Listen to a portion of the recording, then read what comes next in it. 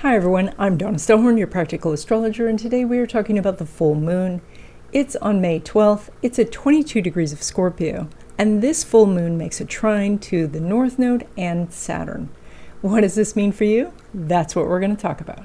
Welcome everyone. This video starts with a short overview, then we're going to talk about your sign and what's ahead for you in the areas of love and money, and then at the end we're going to continue our conversation about activating your part of fortune, so you want to stay all the way to the end. And if you would like a copy of your chart so that you can follow along, I can send you a PDF. There's a link in the description.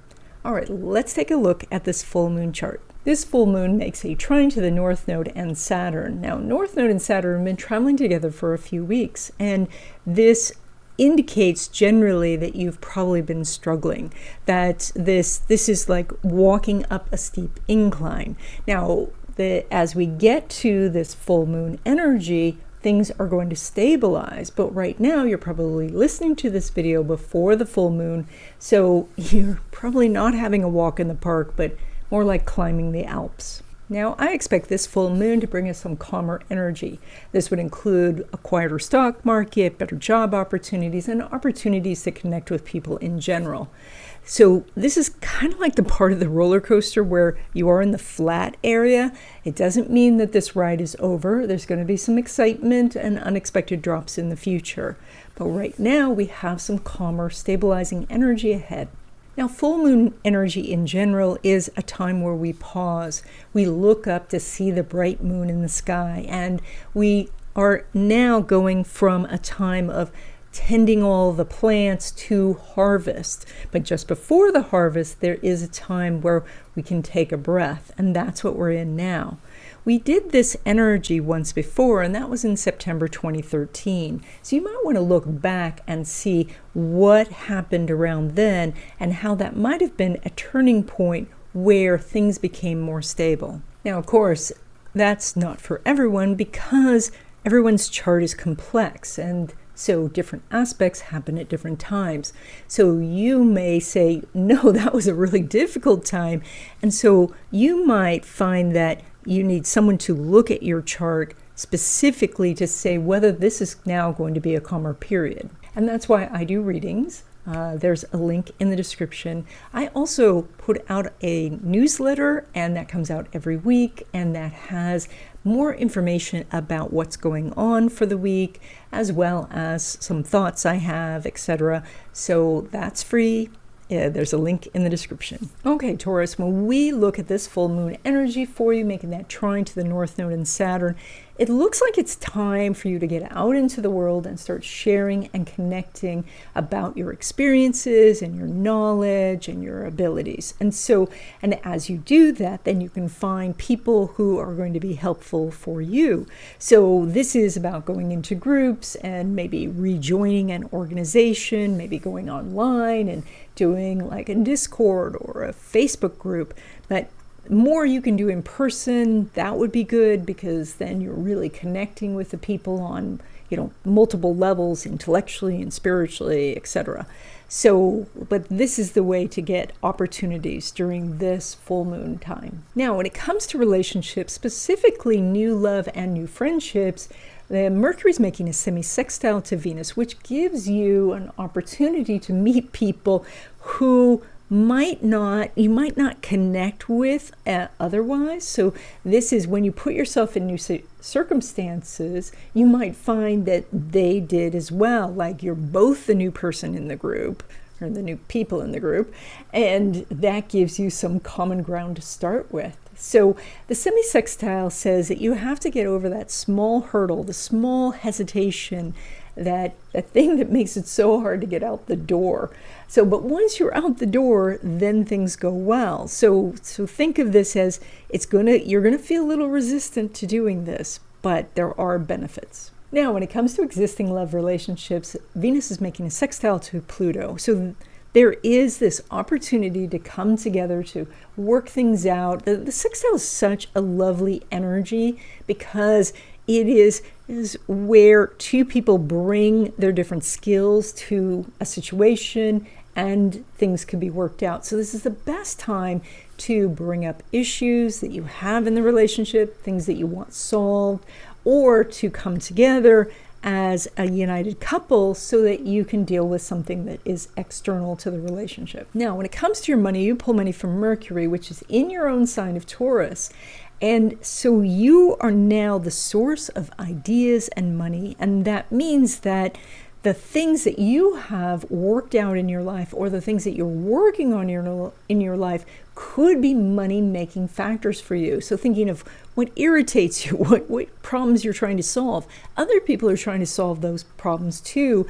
And so as you figure out how to deal with the problems, then you can find ways to put that information out into the world, and people will give you money for it. So, or you can look at the problems you've already solved, because there's still people who are struggling with those problems, and help them solve that. And that doesn't necessarily mean it's just entrepreneurial. That could mean that you're going into a company as an employee, but solving the problems that company is having.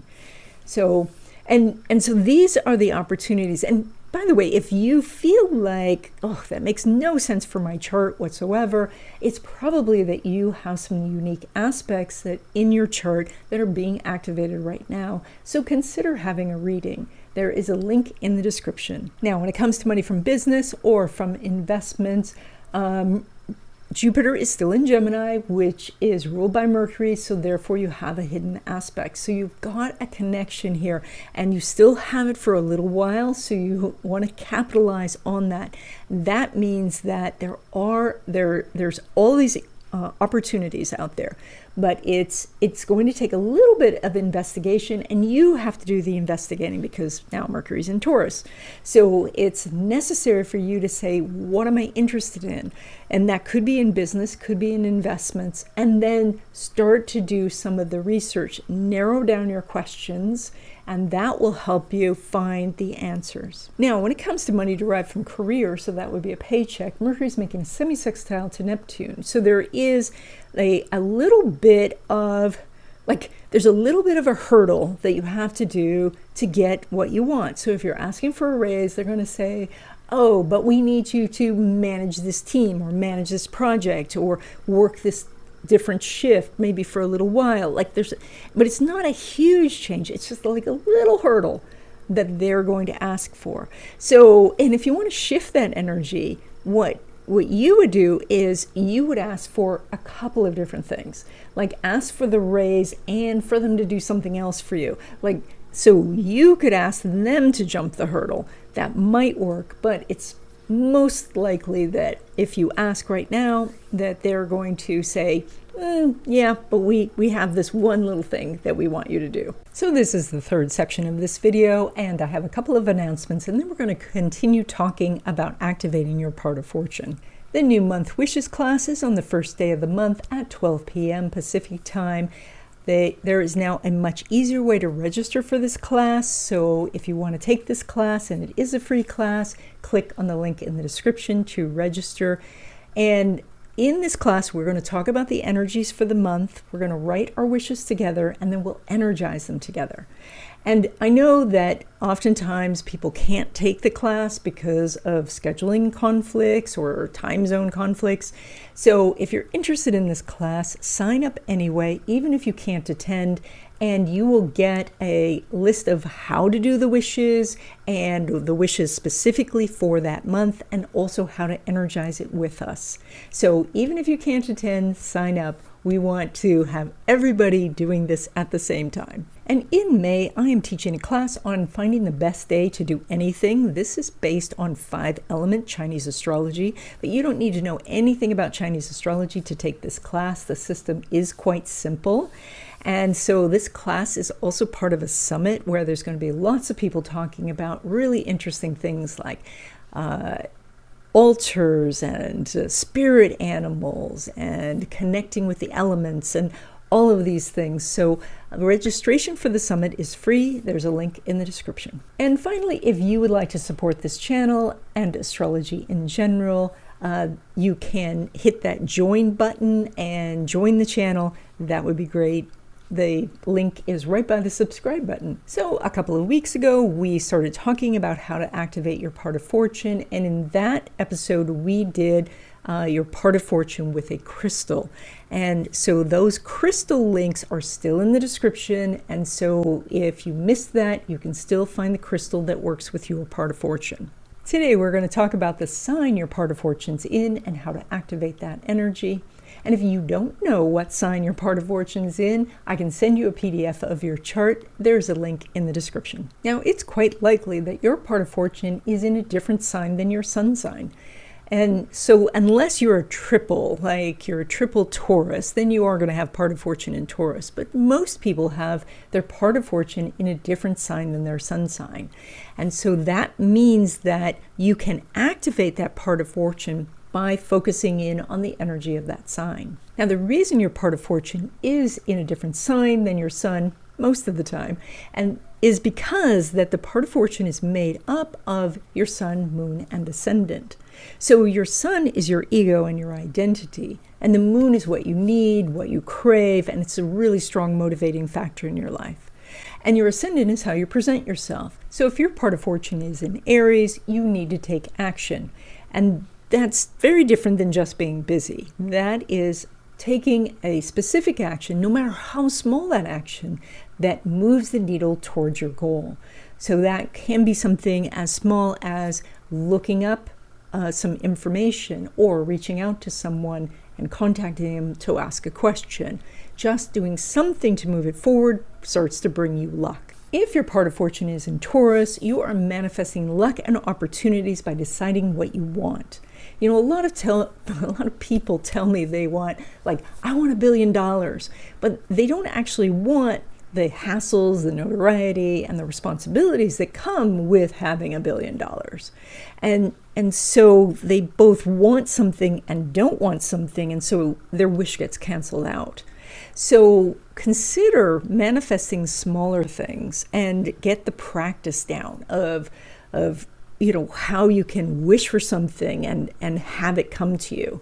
And then you can quickly build to larger things that you want without having this sort of mixed energy or being at cross purposes.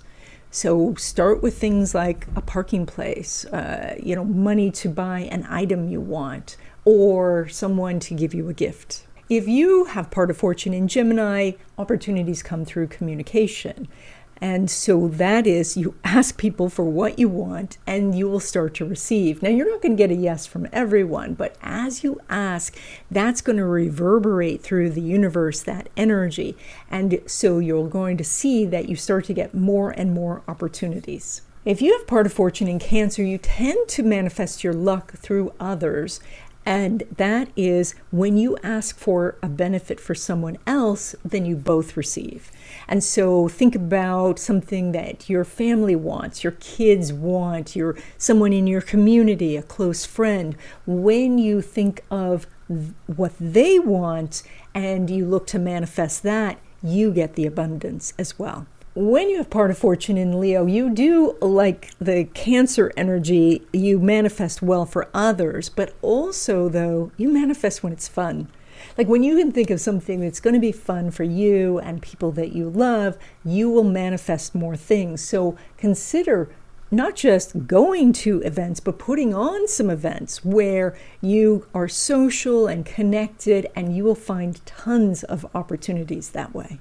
When you have part of fortune in Virgo, your luck comes from a daily ritual, something that you do every single day, like lighting a green candle for money opportunities just for a few minutes every day, or doing a set of affirmations, or taking a walk while you look at, all the abundance around you, the leaves on the trees and the birds and all of that. So, or a few minutes with your gratitude journal in the evening. By doing some small thing every day, you open yourself up to abundance. If your part of fortune is in Libra, your luck comes from partnerships, and that is looking to collaborate with others. And again, not everybody's going to partner with you, but if you continue to ask, if you continue to reach out and meet new people and connect, you will have an abundance of opportunities. If your part of fortune's in Scorpio, your luck comes from leveraging other people's resources. Now, in a small sense, that could be like using one of those cashback credit cards so that you know, every month you pay off your balance and then you get a little bit of extra money for free. But this could then grow into something bigger, like people investing in your business or people going out of their way to help you. If your part of fortune's in Sagittarius, your luck comes from exploring new things and having adventures. Be curious and go outside of wherever you are, like go outside of your field, go outside of your neighborhood, go out into the world, connect with people, you know, foreign countries or just people in the next town. But as you do this, as you dive into a new topic, as you travel, then you find the luck. If your part of fortune is in Capricorn, your luck comes from building something. And that can be something very literal, like building a career or building a house. But this could also be just building a skill set or building a relationship with a strong foundation with the people that you know. Like building these business connections, building friendships, those can actually bring you a ton of luck. If your part of fortune's in Aquarius, then luck comes from connecting to different communities. That means going outside and doing something different, doing something your friends or family wouldn't normally do, or connecting with people that you really don't connect with on a regular basis. And these may be groups that have such niche interests that they have a whole different vocabulary about things. So by doing this, by investigating these different ideas and these different groups, you open up opportunities from all sides. And then if your part of fortune's in Pisces, then your luck comes from harmonizing with the universe. And that's done through meditation or yoga or feng shui or magic. Doing the spiritual things on a regular basis then puts your energy in harmony with the flow of the universe, the abundant universe, and that brings you gifts in the material world. And that's it. I hope you enjoyed this video. If you haven't already, please subscribe, please join if you're interested in becoming a member, and I will see you in the next video.